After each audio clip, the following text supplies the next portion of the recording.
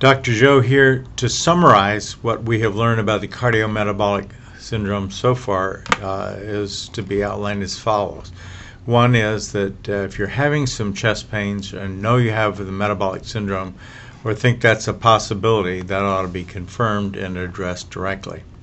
Number two, the use of what we talked about, the insane protocol, episodically rather than just continuously, is a good way to shut off the atherosclerotic gene and make things different.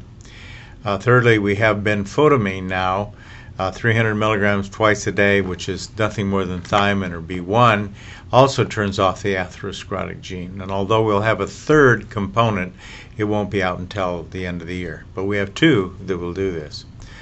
So that what we find is that in almost every case, when we're facing this, we can do with what I just talked about, and that will make a big difference.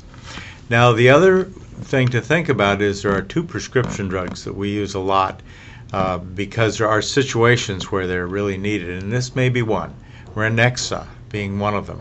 It acts on the metabolic part of everything that arginine does, but it also is something that does change, if you have diabetes, the glycosated hemoglobin and drops it a full %.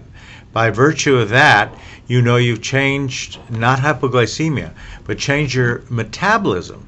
So it's a perfect drug to use in a situation where you don't have the classic angina or anything like that, and something seems to be wrong, and you'll be able to change that.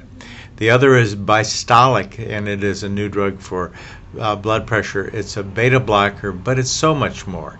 It does a lot of other things to give the muscle strength, as all the other accoutrements with what we have in the ProArginine Plus, and it makes things really strong for many people.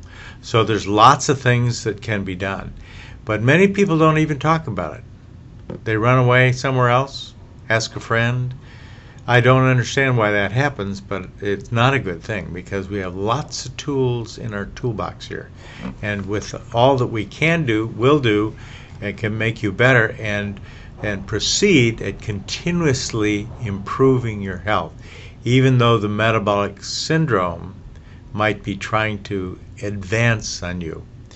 This is quite complex, I know, and we'll talk more about this over next week or so.